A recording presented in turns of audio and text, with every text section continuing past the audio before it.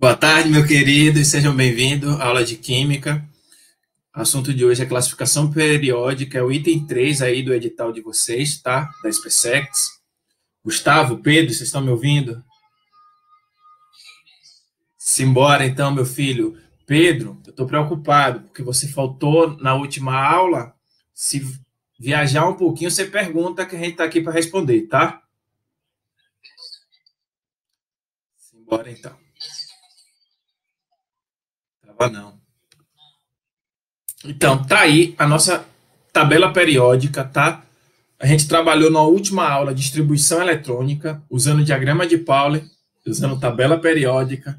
Doutor Gustavo tá fera já nisso aí, né, Gustavo? Com certeza. Passa nada, simbora. Então vamos lá, gente. Eu tinha falado para Gustavo, se liga, Gustavo. Deixa eu pegar aqui, ó,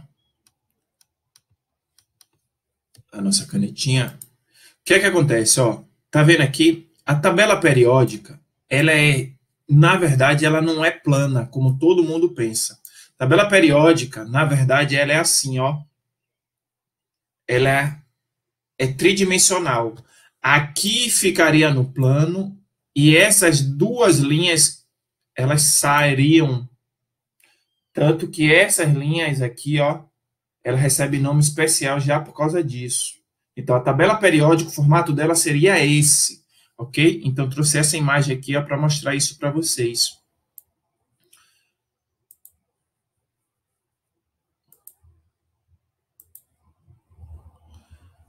A classificação da tabela periódica, ela pode ter esse formatinho aí, ó, que seria um formato longo. Tá vendo? Ela tem 5 linhas, só que ela botou aqui, ó, as linhas do lactinídeos e actinídeos exatamente aqui, que são aquelas duas linhas que estavam ali para fora. Esse é o formato. Nossa, ele passou demais. Esse é o formato longo. Não é muito usual você ver a tabela periódica assim. Normalmente a gente vê a tabela periódica assim, ó. Essas duas linhas representadas fora da tabela, digamos assim, da diagramação principal da tabela, certo? Essa daqui é o formato longo. Aquelas duas linhas estão inseridas aqui na tabela. Aqui o grupamento D, tá vendo? O grupamento D tá ficando aqui, então aqui seria S, F, D e P. Subnível S, F, D e P. Mas normalmente é assim que a gente encontra a tabela periódica. Esse é o formato usual da nossa tabela periódica. Agora vamos começar a trabalhar um pouco com isso. Sua estrutura, deixa eu vir para cá. Sua estrutura é baseada na distribuição eletrônica dos elementos em ordem de número atômico. Ou seja, o número atômico vai crescendo seção a seção. A cada linha dessa aqui, o número atômico vai crescendo. Não é à toa que o hidrogênio, o número atômico é 1, o Hélio é número 2, lítio é 3, berílio é 4 e assim continua, certo? Então, a tabela periódica, ó, só deixa eu voltar um pouco, aqui, ó, 1, 2, 3, 4, 5, 6, 7, 8, 9, 10, então ela vai crescendo pouco a pouco, certo?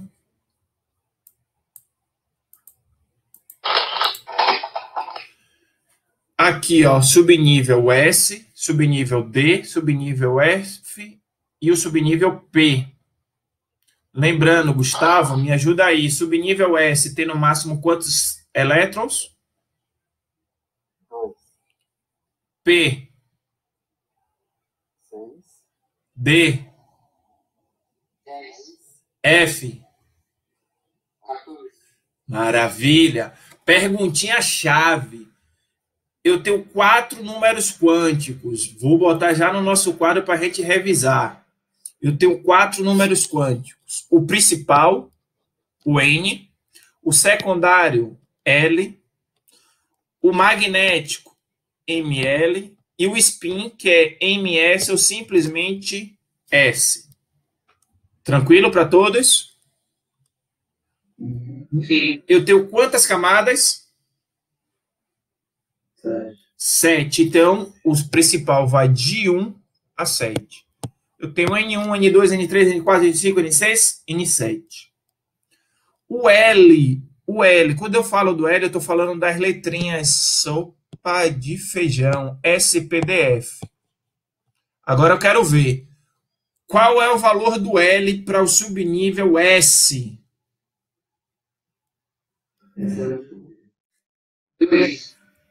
Vou matar um, hein? Bora, Gustavo, você sabe. O S, a quantidade de elétrons, quero saber o número. O N varia de 1 a 7, o L varia de quanto a quanto? 0, 1, 2 e 3. Muito bem. Por que isso? Por que isso? Porque, ó, S, uma casinha, P, 3 casinhas, D, 1, 2, 3, 4, 5 casinhas, e o F teria 7 casinhas, certo? Então, vou ficar tonto de tanto que eu estou subindo e descendo.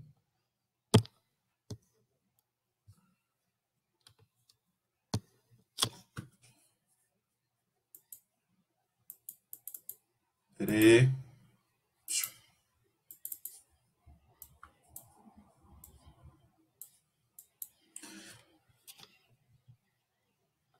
Um, dois, três, quatro, cinco, seis, 7.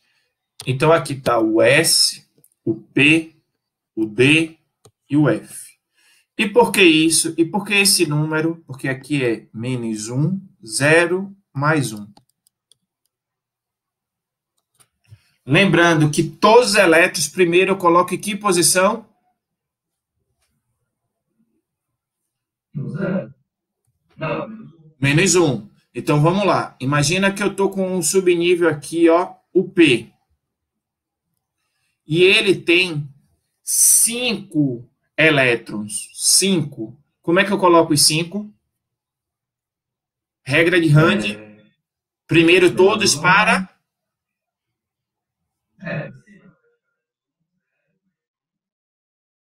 Faltam mais 2. Muito bem.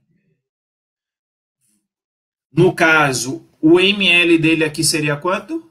O ml? 0. Agora, vamos lá. Número spin. O spin, eu tenho menos meio e mais meio. Quero ver. O spin é negativo para cima ou para baixo?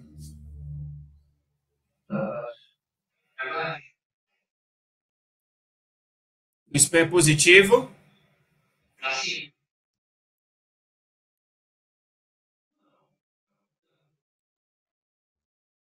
Exatamente isso. No plano cartesiano, quando a gente lembra, para cima seria positivo, para baixo negativo, no plano cartesiano, não é isso? Só que na hora da gente explicar a posição do spin, não esquece isso, o spin é sempre ao contrário. Peraí, deixa eu pegar uma borracha menor. O spin é sempre ao contrário, ó. Nunca esquece disso, tá? Muita gente erra. Cuidado que tem aula aí no YouTube, várias que estão erradas, tá? Várias mesmo. Então vamos lá. O spin menos meio é para cima ou para baixo? Para cima. Exatamente. Lembra do plano cartesiano? É sempre o oposto. Mais meio. Maravilha. Então não esquece. É sempre ao contrário ao plano cartesiano. Ok?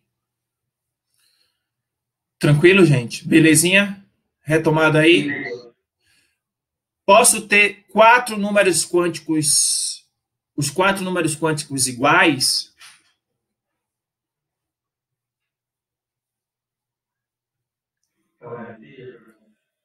Eu posso ter um elétron que possui 4 números quânticos iguais?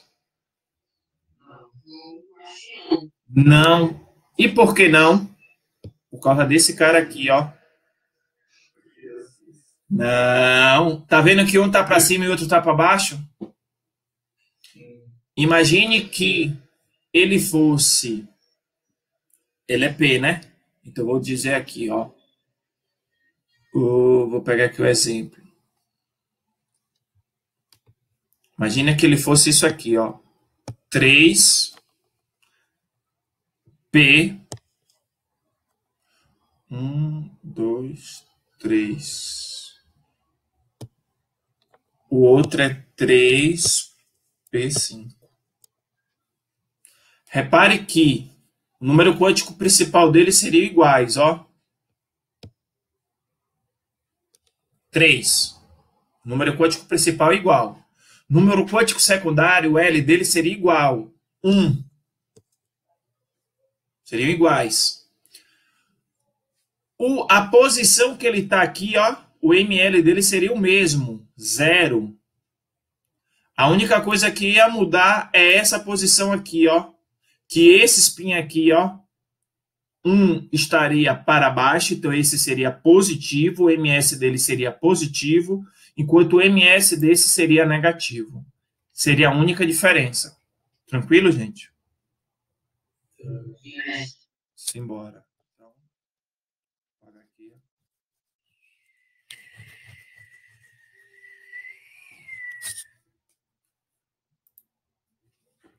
Então, o que é que o problema diz aqui, ó?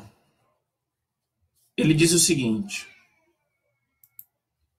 que sua estrutura é baseada na distribuição eletrônica dos elementos. Deixa eu vir aqui para baixo. Em ordem crescente de número atômico, isso eu já mostrei. Agora, uma coisa interessante, o LI está aqui, ó. O NA está aqui.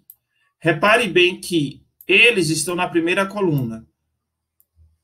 Essa segunda camada, ó, primeira camada, segunda camada. Segunda camada, ele tem um elétron na segunda camada. O Na que está aqui, ele também, ó, primeira camada, segunda camada, terceira camada. Ele também só tem um elétron na terceira camada. Então, todo mundo que está na coluna 1 possui apenas um elétron na primeira camada. Na última camada, perdão. Todos da coluna 2 vão possuir 2 elétrons na última camada. E assim sucessivamente. Certo? Por isso que ele chama a configuração geral NS1. Porque N é o número da camada. Não importa se eu estou na primeira, segunda, terceira, quarta, que seria o N. O S1 é essa configuração. Então, de antemão, esse S aqui seria NS2. Aqui, ó, NP1, NP6, certo? E assim vai, ok? É isso que eu trouxe essa informação aqui abaixo para vocês.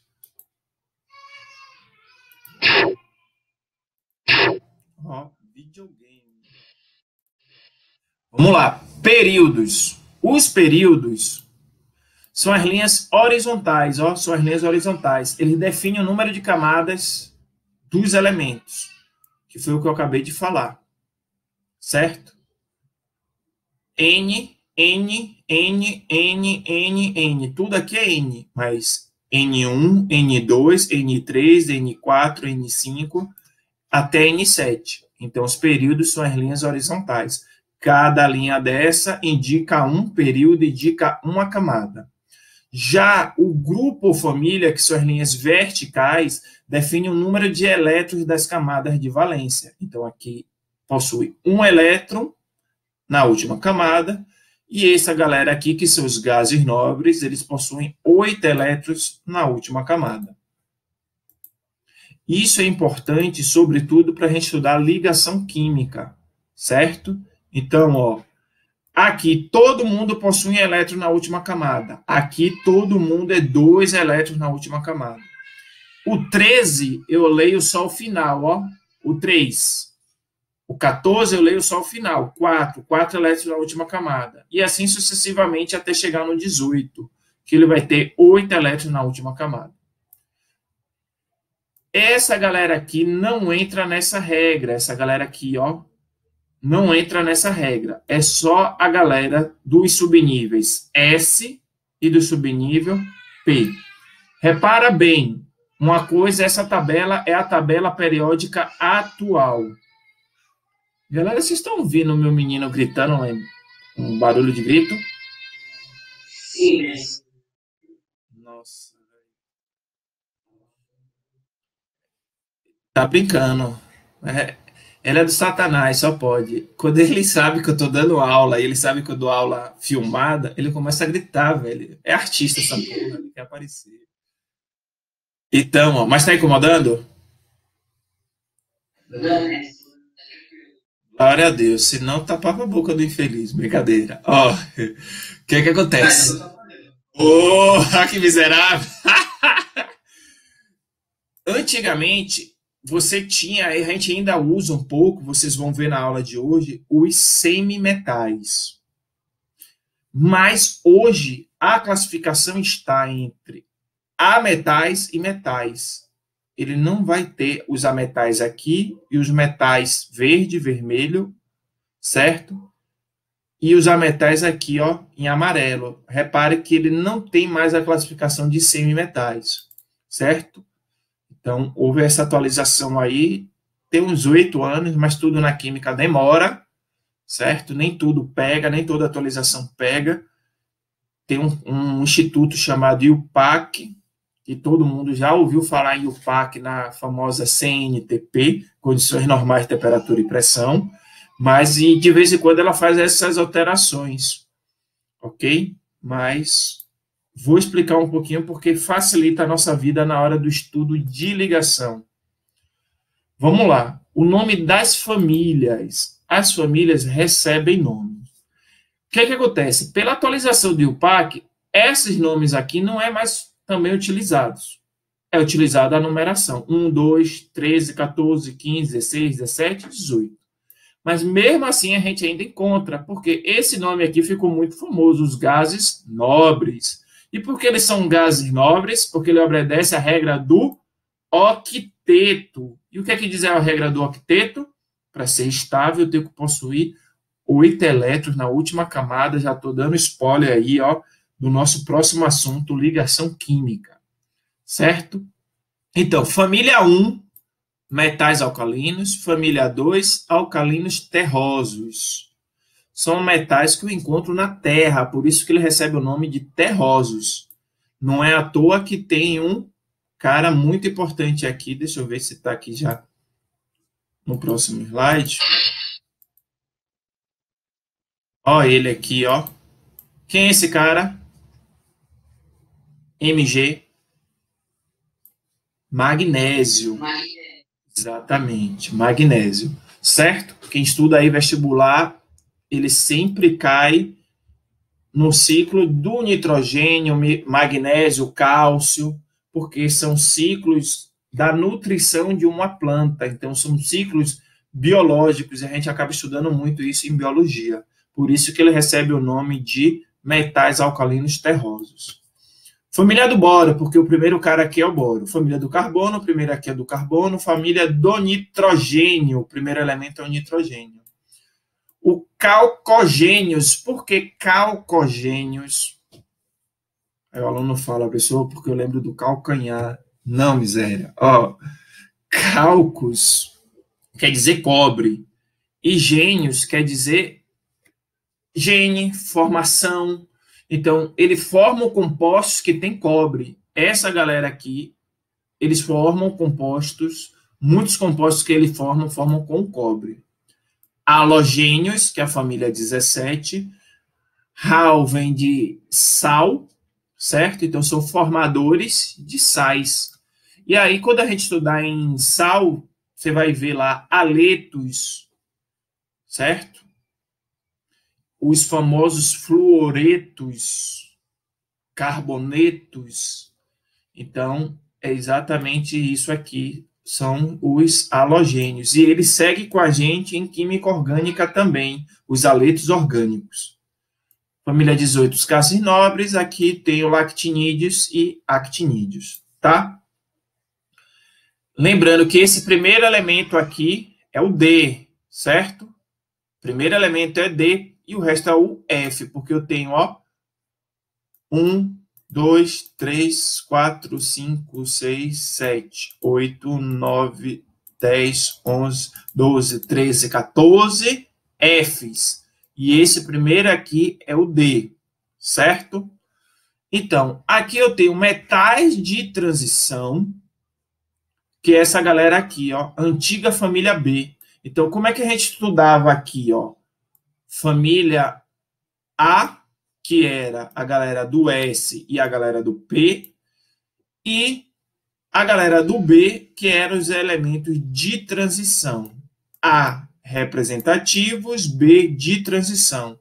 Então, tá aqui, ó, eu coloquei a classificação atual, certo? Que ela, na estrutura atual, as famílias são dispostas em numeração crescente, tá vendo? 1, 2, e ela não quebra, então chega aqui no 13, 14, antes não, ela via 1A, 2A, 3A, 4A, e aqui ficava a galera do B, e o A e o B era para separar entre transição e representativos, e o 0 representava o gás nobre, certo? A classificação atual é isso, de 1 até 18.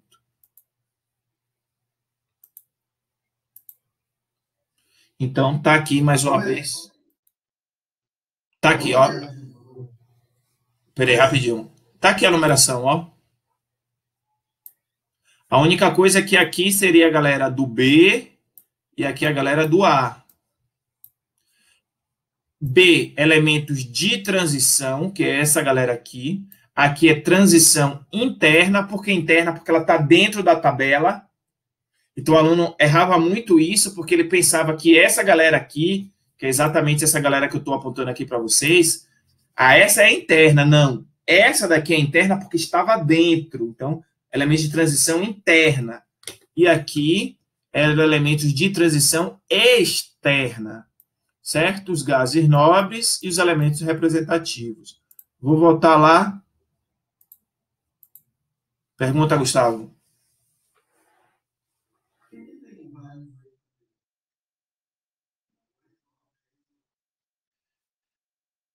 Essa galera aqui, a gente vai estudar ela bem quando a gente estudar os número de oxidação. Aqui eu tenho ferro, cobalto e níquel. Ferro, cobalto e níquel. Repare que essa numeração aqui, ó, ela começa 1, 2, depois vem para 3, 4. Por isso que ela entrou em desuso. Por quê? Porque ele agrupava. Essa tabela aqui, ele tinha isso seguinte, ó. Ele tinha isso aqui, ó.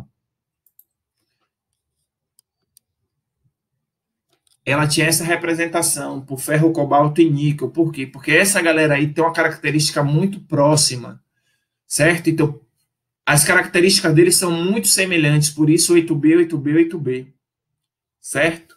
Então, são metais com características muito próximas. Por isso que ele recebia essa classificação. Por isso que isso mudou. Entendido? E aí, hoje, adota essa classificação. O que é que acontece? Eu tenho ferro, cobalto e níquel, que eles são muito parecidos, até, vocês vão ver, até a questão de oxidação e redução deles são muito parecidas. Só que eu não podia colocar eles num grupamento assim, ó, como está aqui, da família do P. Por quê? Porque esse cara aqui, ó, deixa eu ver aqui, 1, 2, 3, 4, 5, 6, esse tem D6, aqui é o D7, aqui é o D8. Qual é a diferença dele? Quantidade de elétrons na sua subcamada, no seu subnível. Mas, tirando isso, ele tem características muito semelhantes. Eles são grandes formadores de ligas, ferro, cobalto e níquel. A maioria das ligas tem um desses. E aí, para facilitar, coloca-se o carbono, certo? Professor, e por que coloca carbono numa liga metálica? Vamos ver se já é esse cara aqui, ó. É ele mesmo. Por quê? Porque o carbono é um não condutor. Nossa, peraí. Porque o carbono é um não condutor de eletricidade e calor. Por isso que se coloca muito carbono em ligas metálicas. E o custo do carbono? O carbono é muito barato. Você tem carbono em casa aí, galera? Você tem no lápis. Você tem no carvão, se você quiser fazer um churrasquinho de brasa. Certo? Então, todo mundo tem carbono em casa. Nós somos carbonos. Certo? Então, assim, é muito barato o carbono. Por isso que coloca em ligas. Então, os metais, eles tendem a formar cátions. Vai lá, se ele tende a formar cátions, ele tende a ganhar ou perder prótons?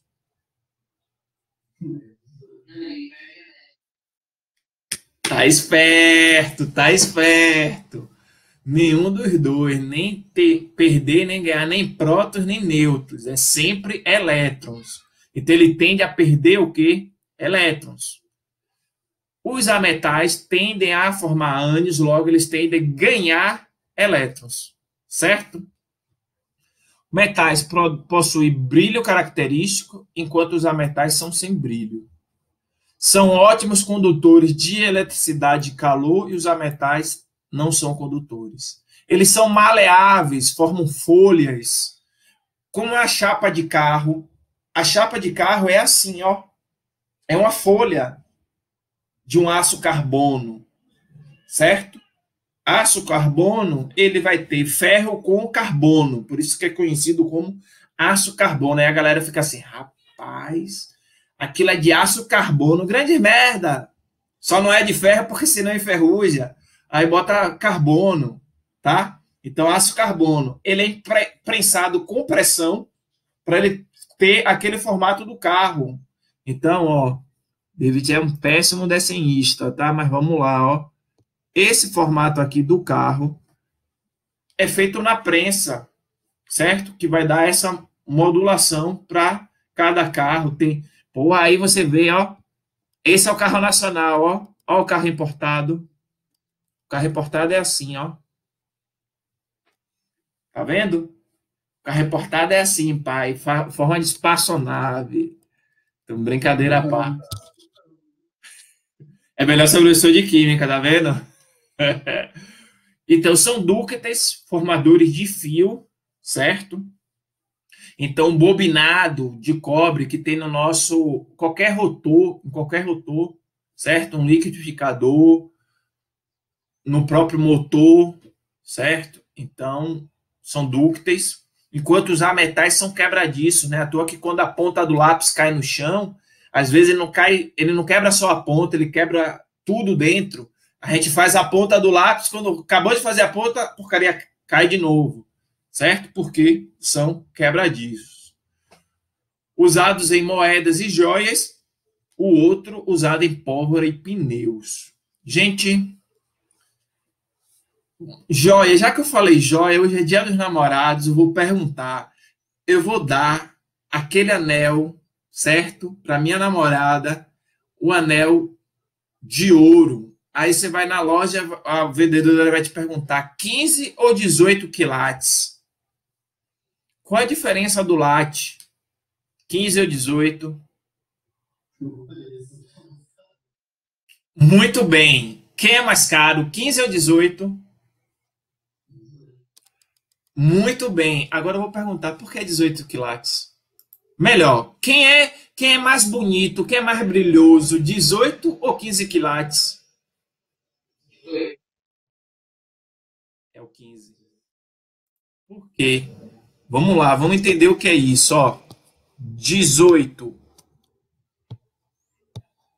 Ouro 18, ouro 15. Gente, o ouro, se você jogar assim um ouro em cima de mim, ô glória, ele esfarela todo, não vai me doer. Ele é altamente quebradiço, é pó. Ouro é que nem pó de giz. A gente consegue jogar pó de giz e machucar alguém? Não. Isso é o ouro, altamente quebradiço, tá? Só que 18 e 15 quilates é a quantidade de ouro que eu tenho. Então eu tenho 18% de ouro. Para 100, 18 para 100, falta quanto? 15 para 100, falta quanto?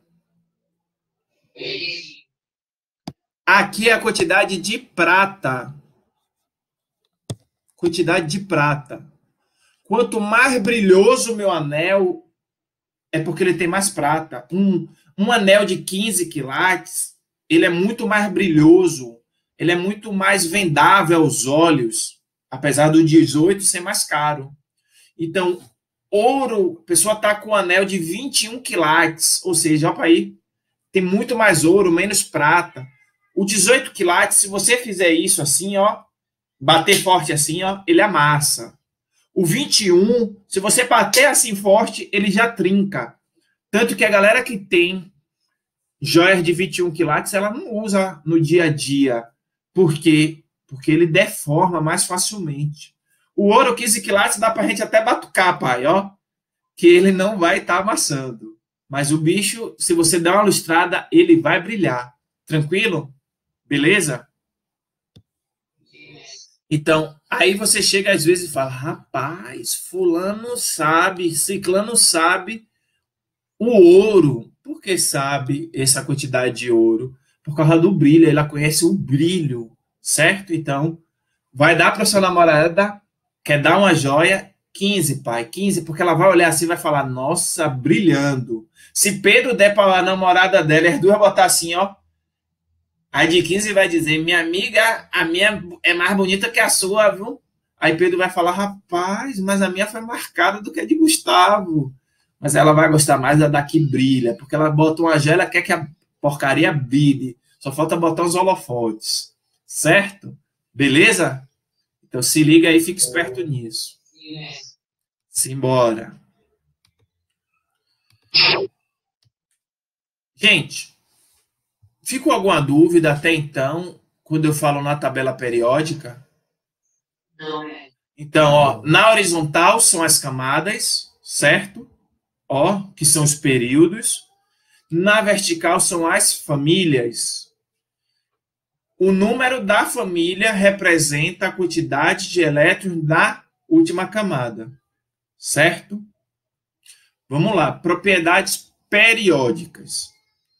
Definição das propriedades periódicas.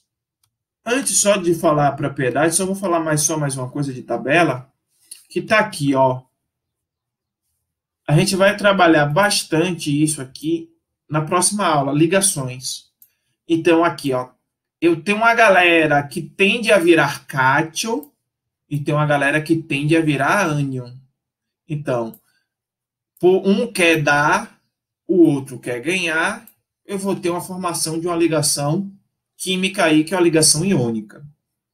Eu tenho essa galera aqui, que é a galera intermediária, que é os antigos semimetais, que são esse povo aqui, ó. Cadê? Deixa eu botar uma coisinha aqui neles.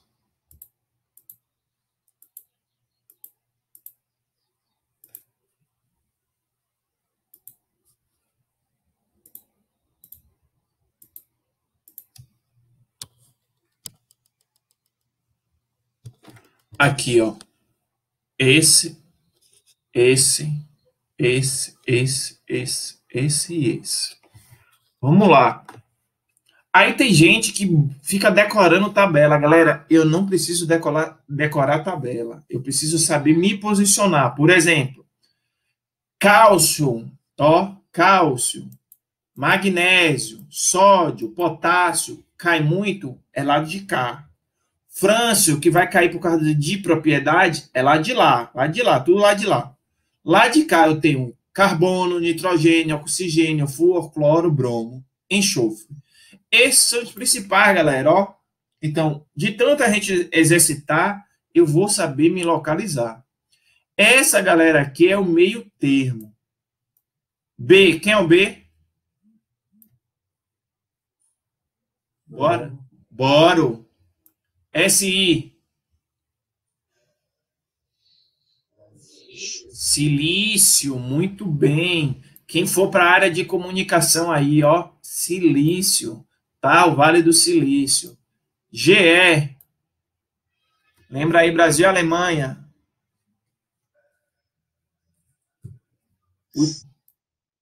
Os alemães são conhecidos como o quê? Germânicos.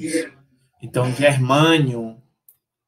AS, famoso remédio lá para criancinha, para dor de cabeça.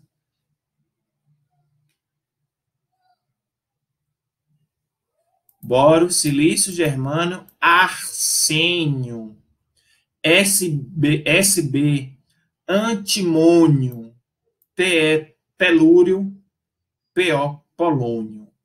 Então, boro, silício, germânio, arsênio.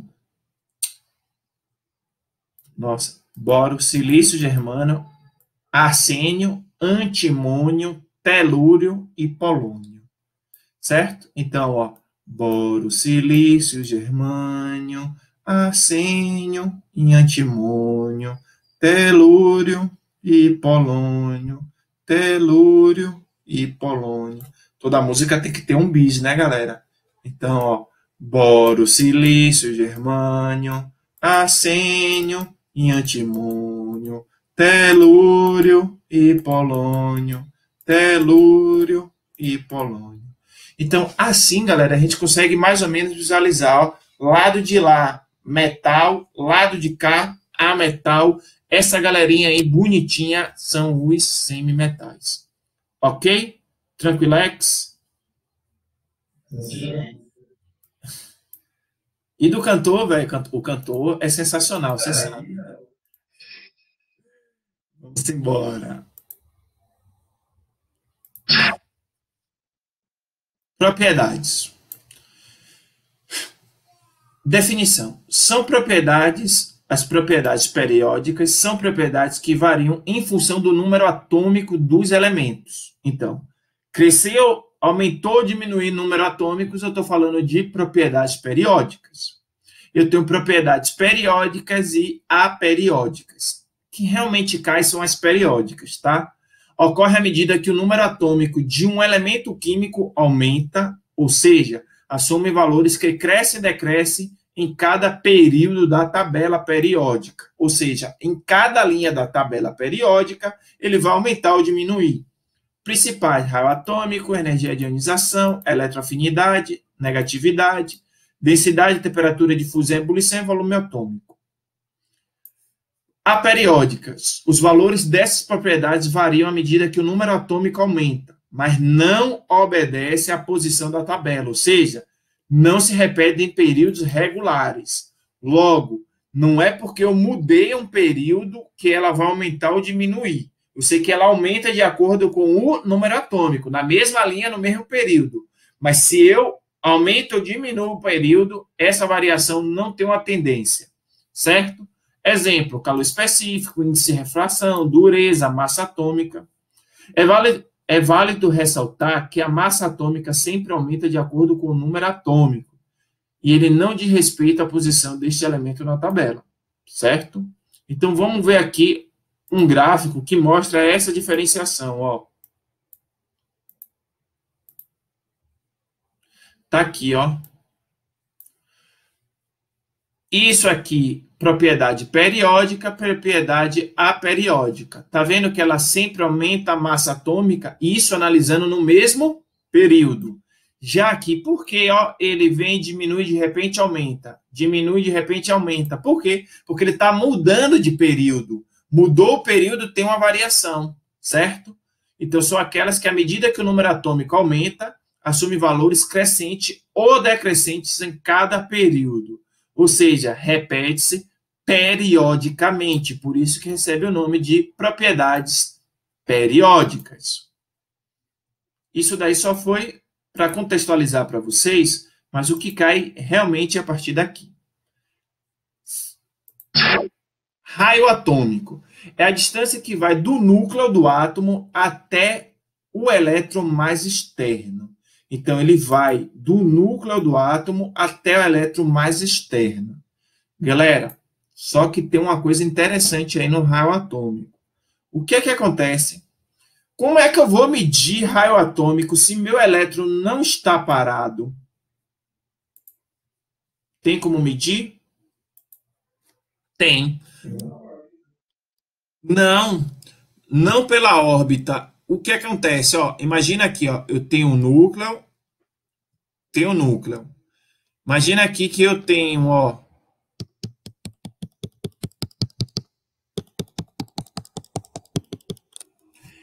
que é que acontece? Imagina que ambos são hidrogênio.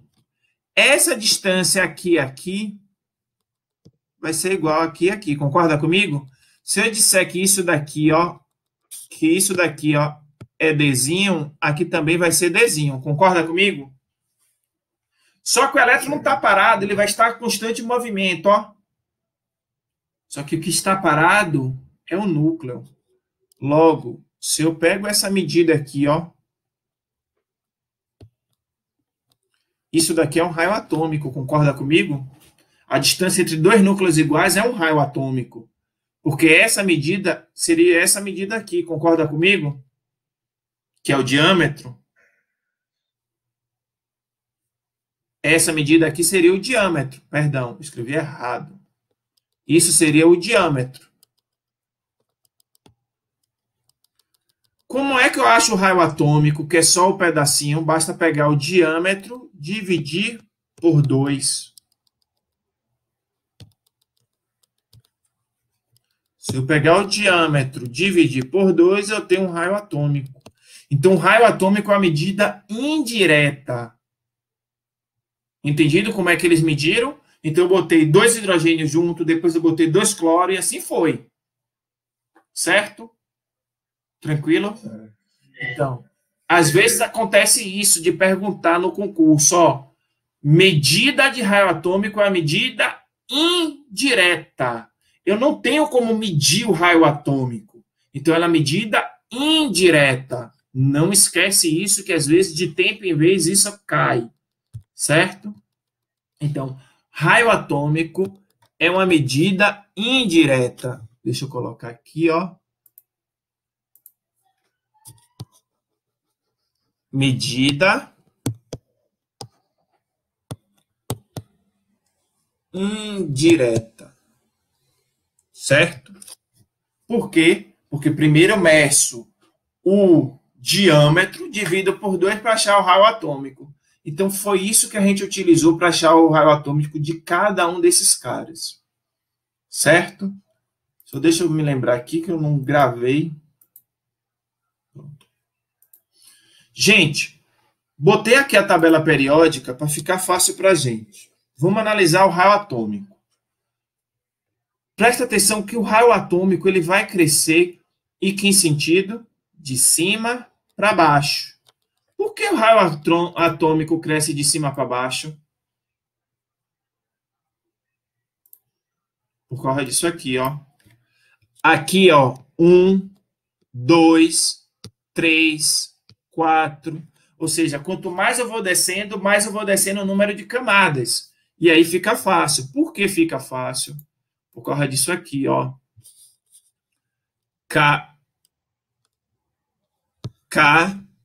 L. Só vou pegar K e a L. A K vai ter uma camada. A L vai ter 2. Se eu for medir aqui, ó, do núcleo até aqui, do núcleo até a última camada, quem tem maior raio atômico? K ou L? Maior raio atômico. O L. Porque ele tem mais camadas. Então, quanto mais eu desço, mais camadas eu vou ter. Se mais camadas eu tenho, maior vai ser o raio atômico. Tranquilo? Todo mundo com DD?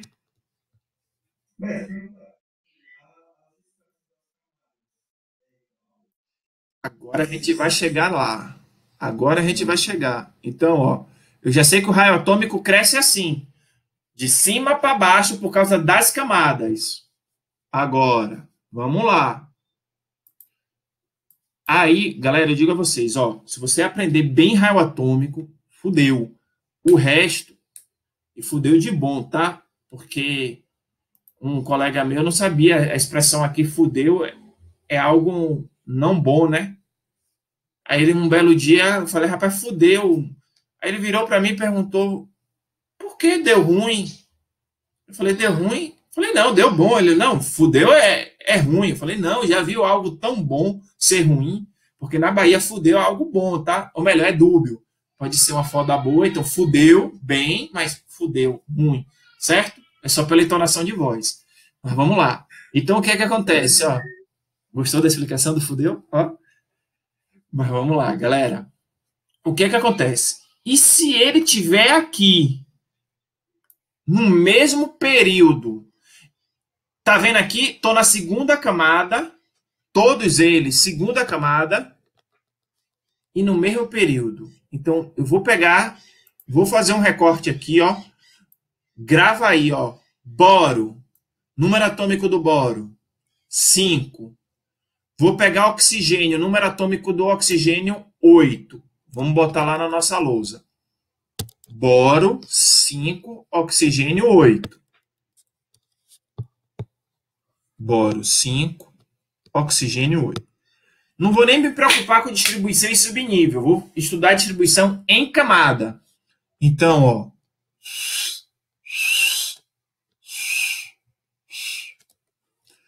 Quantos elétrons na primeira camada? 2. Na segunda, 3.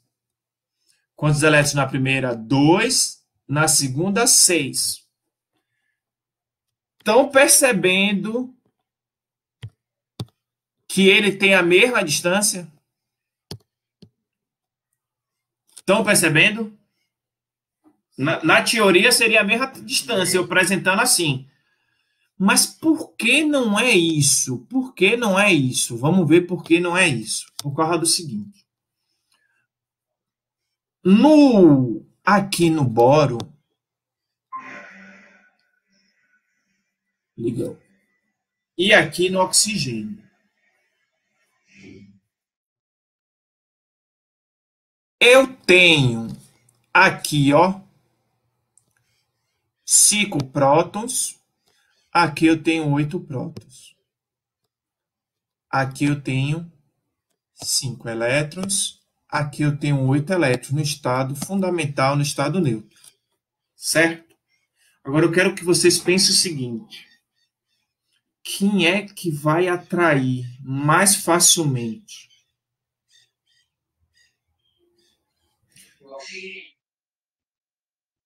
Por quê? Exatamente. Então, dou um exemplo. Eu tenho 36 anos, eu tenho meu filho mais velho, João Pedro, fez 14. A gente vai pescar de rede, jogou a rede, tá? Jogou a rede. Isso é verdade, viu, gente? Não é história de pescador, não. Um belo dia a gente foi pescar, a gente estava na ilha Itaparica, a gente foi pescar, arrumou tudo, botou, como é que se diz, uma isca boa de polvo, que é a melhor que tem. A gente passou quase 2 horas sem conseguir pescar nada. Falei, porra, João Pedro, bora apelar, ninguém tá aqui, só a gente, bora pescar de rede. A gente jogou a rede. Velho, quando veio na rede, só veio um peixe. E o peixe chamado, ele é conhecido como um peixe-sabão. Por que peixe-sabão? Porque quando você pega, ele escorrega. João Pedro não sabia, quando João Pedro pegou, o infeliz escorregou. Enfim, a gente voltou para casa sem nenhum peixe. Mas, enfim.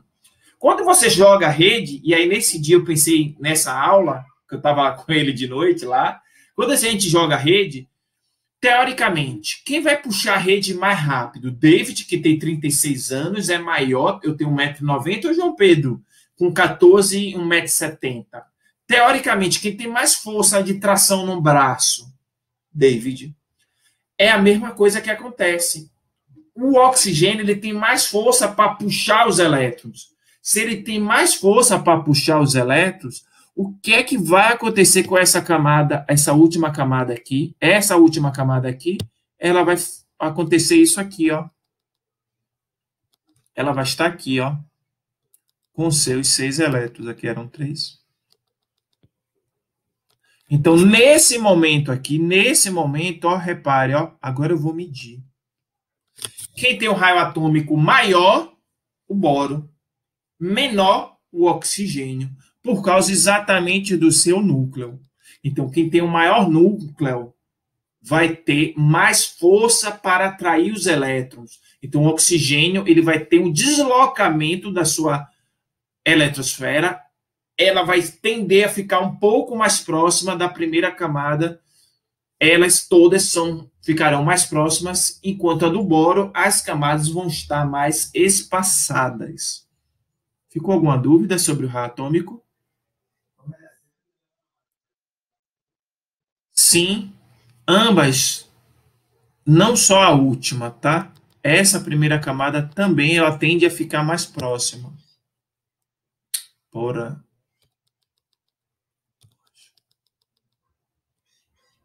Ela também tende a ficar mais próxima, ó.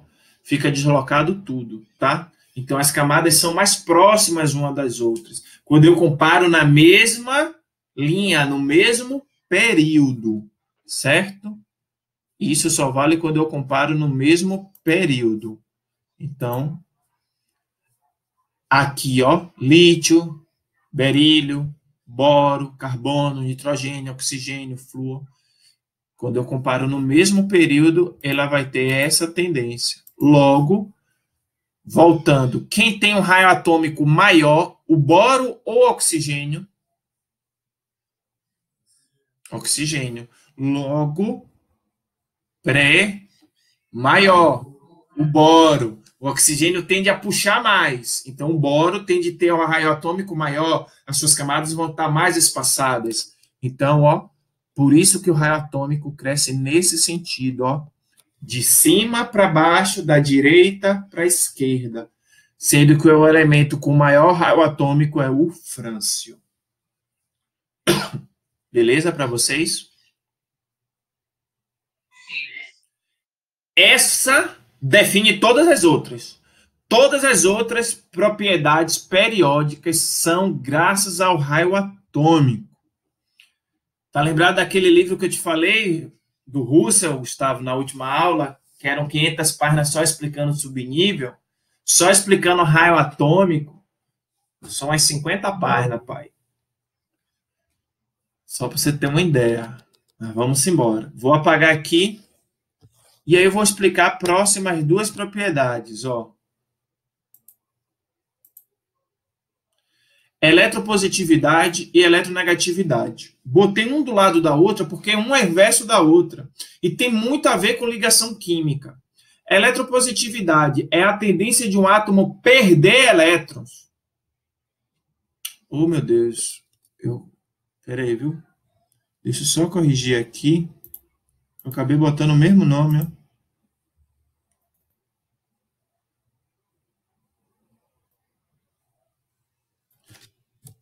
Aqui é negatividade.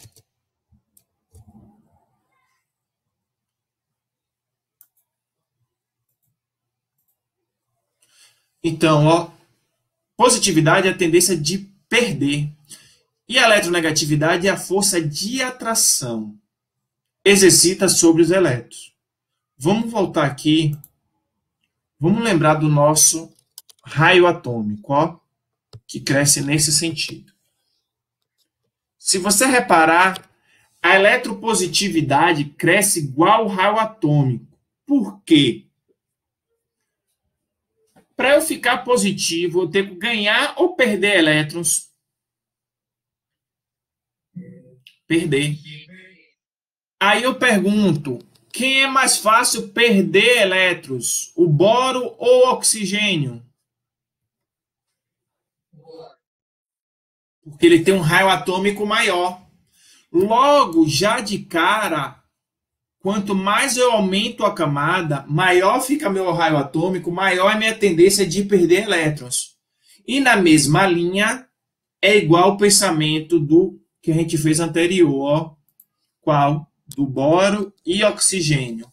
Quem tem o núcleo maior? O oxigênio. Quem tem o núcleo menor? O boro. Se eu tenho um núcleo menor, ele tem menos atração com os elétrons. Se ele tem menos atração, minhas camadas são mais espaçadas. Já o oxigênio, não. O oxigênio, ele é mais próximo. As camadas são mais perto. Então, a tendência para eu perder esse elétron é muito mais difícil no oxigênio do que no boro, que é mais espaçado. Tranquilo? Ficou alguma dúvida? Não. Certo? Por consequência, se ficou dúvida, eu explico de outro jeito, tá? Por consequência, a eletronegatividade vai crescer no sentido contrário, ó. De baixo para cima, da esquerda para a direita. O elemento mais eletronegativo é o flúor. Professor, por que não é o hélio? Porque o hélio é um gás nobre, ele obedece à regra do octeto. O hélio está ali ó, com 7 elétrons na última camada, ele precisa ganhar elétron para ele chegar no 18. Então, todo mundo da camada 17, da família 17, eles precisam ganhar um elétron na última camada, porque na última camada ele tem 7 elétrons. Para eu virar 8, eu preciso ganhar um elétron. Então, eu tinha 7, ganhei 1, fiquei com 8 elétrons, aí eu me torno com a característica de um gás nobre. Então, a eletronegatividade cresce de baixo para cima, da esquerda para a direita. Só deixa eu apagar aqui. Opa. Apagando aqui para voltar lá no nosso slide. Então, tá aí a diferença entre eletropositividade e eletronegatividade, certo? Então, a positividade é a tendência de perder elétrons, eletronegatividade vai ser a tendência de ganhar elétrons. Por isso que um é formadores de ânions e o outro é formadores de cátions. Repare que ele está do lado esquerdo da tabela, então a eletropositividade ele tem um caráter metálico, enquanto a eletronegatividade está aqui, ó, é essa galera aqui do caráter ametal, caráter não metálico. Belezinha, gente? Dúvida? Então, eu já posso fazer um resumo aí, ó. Vamos fazer um resuminho, ó. Deixa eu ligar a luz que tá ficando escuro. Já vou fazer um resuminho aqui, ó. Esse resuminho vai com a gente até pilha, viu? Então, vamos lá.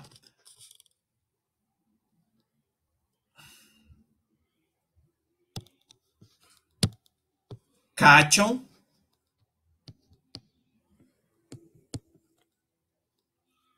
Ânion.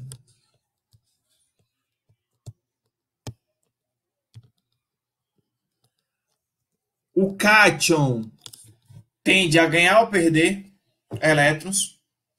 Então, ele perde. O ânion ganha.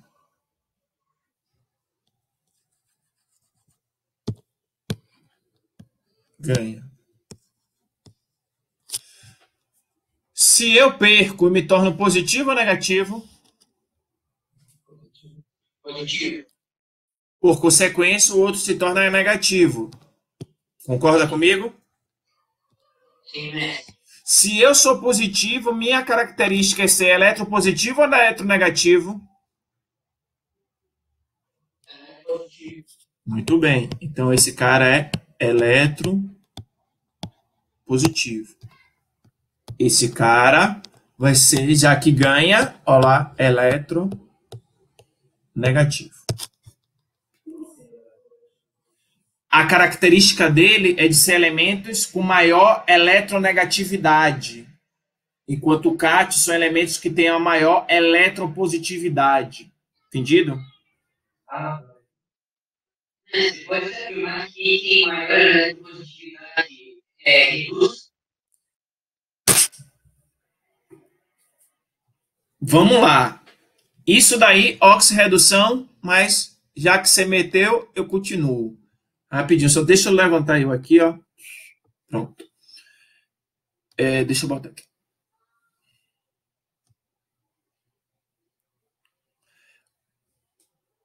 Olha só. Um perde, o outro ganha. Então, pensa aí, ó. Vou botar aqui, cadê? De vermelho, ó.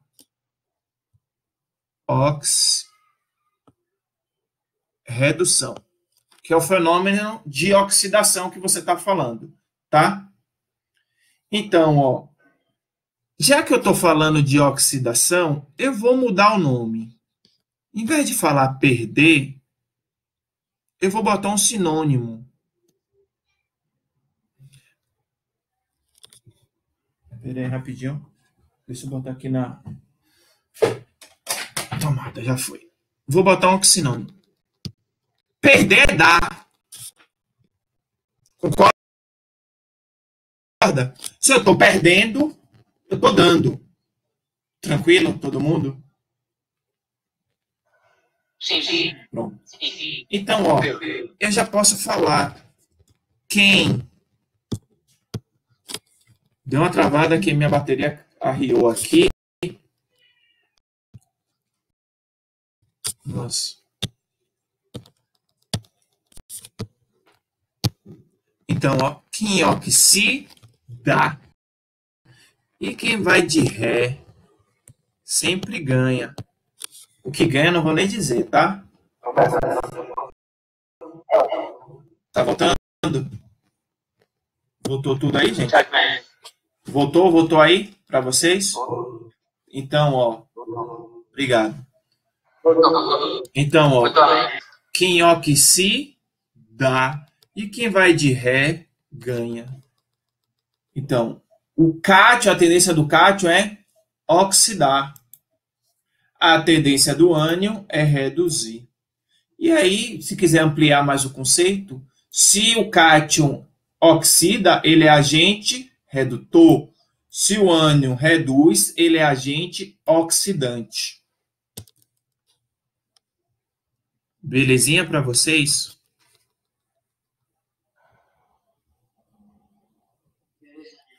Aí que vem o lance, ó. Qual é o lance agora? Um é eletropositivo, o outro é eletronegativo.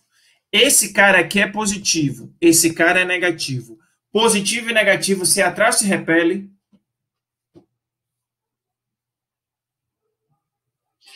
Se atrai.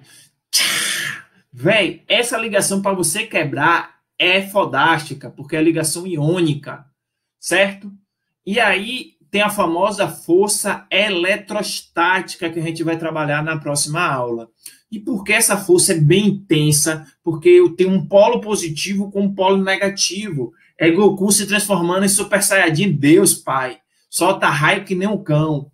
É exatamente isso a ligação iônica, que é a ligação entre algo eletropositivo com algo eletronegativo. Então, são ligações muito fortes, muito intensas, porque ó, um está nesse lado da tabela, o outro está nesse lado, tá percebendo? São lados muito opostos. Então, aqui é positivo, aqui é negativo, por isso que essa ligação é muito intensa, é uma ligação muito forte. Ok? Isso é ligação iônica, já estou dando spoiler aí da próxima aula, certo? Então, tranquilo?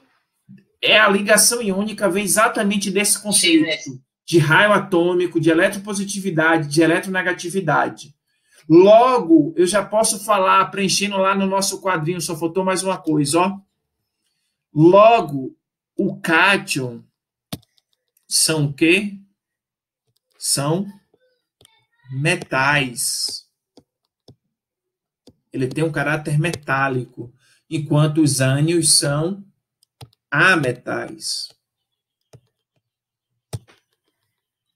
Ok? Então, esse resuminho aí, gente, a gente vai levar ele até pilha, certo? Eu não ia formar ele, mas já que Pedro deixou a deixa, simbora. Gente, aí vem agora as duas últimas principais propriedades principais, densidade, volume. Não se preocupa. Toda vez que cai uma questão que fala sobre densidade e volume, ele vai ter que conceituar. Você não é o cão para ficar decorando todas as propriedades. Então, toda vez que ele vem densidade e volume, ele vai ter que conceituar. A única coisa que eu preciso saber é que densidade é massa sobre volume. Isso daí todo mundo sabe. Densidade é massa sobre volume. As próximas propriedades têm a ver muito com eletronegatividade. Vamos ver quais são elas.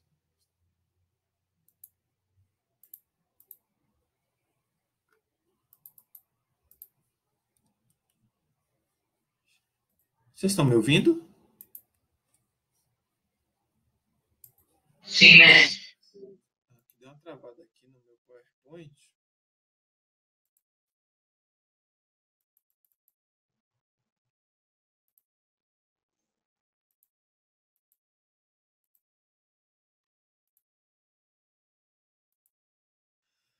Pronto. Tá aí elas, ó. Fica aqui. Vou sumir por hora para eu falar para vocês. Eu tenho a eletroafinidade ou afinidade eletrônica. Gente, tem que saber o nome. O nome hoje que mais cai nas suas provas aí da SpaceX é afinidade eletrônica. Energia ou potencial de ionização, que mais cai é energia de ionização. Mas tem algumas questões que vêm com o nome potencial de ionização. Então, assim, ó, energia ou potencial é a mesma coisa, mecanicamente falando, tá? Energia ou potencial de ionização. E aí ele diz, vamos lá na definição. Eletroafinidade, afinidade eletrônica, é a energia liberada quando um átomo isolado no estado gasoso captura um elétron. Então, ele captura um elétron no estado gasoso. Galera, repare que essa galera aqui, família 17, lembra dela, ó, ele tá doido para ganhar um elétron para formar um gás nobre. Então, passou um elétron aqui, ele já leva, ele captura, certo? Então, a energia ou afinidade eletrônica, ela existe no estado gasoso, certo? Então, a energia liberada, capturei o elétron, eu vou liberar uma determinada energia. Agora, energia ou potencial de ionização, energia necessária para remover um ou mais elétrons de um átomo isolado no estado gasoso. Repara que energia de ionização, por que ela cai? Porque é a única que está envolvida os gases nobres. E por que o gás nobre está envolvido? Gás nobre pode perder elétron? Pode. Então, se ele pode perder elétron, eu tenho que jogar no meu sistema muita energia para desordenar o meu raio e, consequentemente, o elétron ser liberado desse gás nobre. Então, o que é que acontece é que eu tenho que injetar muita energia. Então, isso se chama energia de ionização. Alguma dúvida? Não é. Agora, ionizar já é difícil, concorda comigo? Ionizar já é difícil. Só que aí o que é que acontece? Onde é mais fácil? Onde é mais fácil? Eu ionizar com uma... Peraí, deixa eu abrir aqui rapidinho o quadro. Deixa eu apagar aqui.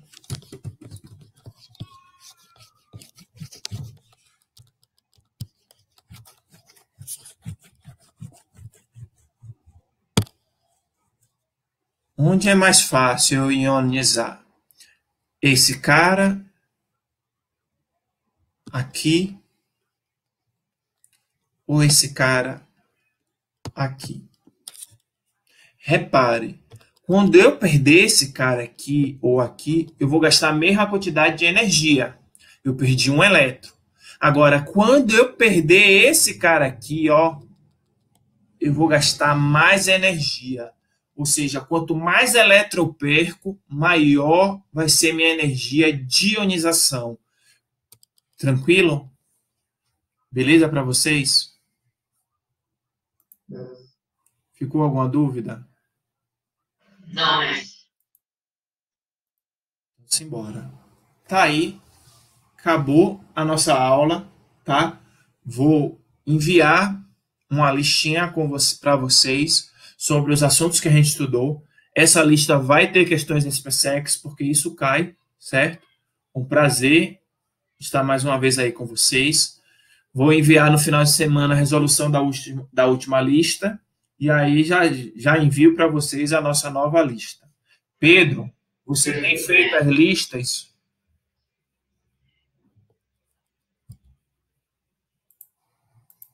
Peraí. Pedro, você tem feito as listas? Sim, mestre. Tem que fazer elas, tá? Sim. Qualquer dúvida você pergunta, certo? Se não fizer a lista, gente, não vai para frente. É muito importante, eu preciso estar fazendo as listas. Por que eu preciso estar fazendo as listas? Porque eu fazendo as listas, eu consigo estar exercitando o modelo da questão da SpaceX que vai estar caindo lá na minha prova, certo? Então, é muito importante, para você preparar bem para um concurso, é muito importante você estar treinando as questões desse concurso. Lembrando que os 5 últimos anos a gente vai fazer pessoalmente. Então, assim, como é que a gente vai fazer essas 5 últimas? Não vou separar por conteúdo. Vou pegar a prova de 2015, bora. Primeira questão faz até a última. 2016, primeira questão até a última, e assim vai até a prova de 2019. Beleza? Sim. Forte abraço para vocês, bom final de semana, certo? Bons estudos aí, fica com Deus. Tchau, tchau, gente. Tchau.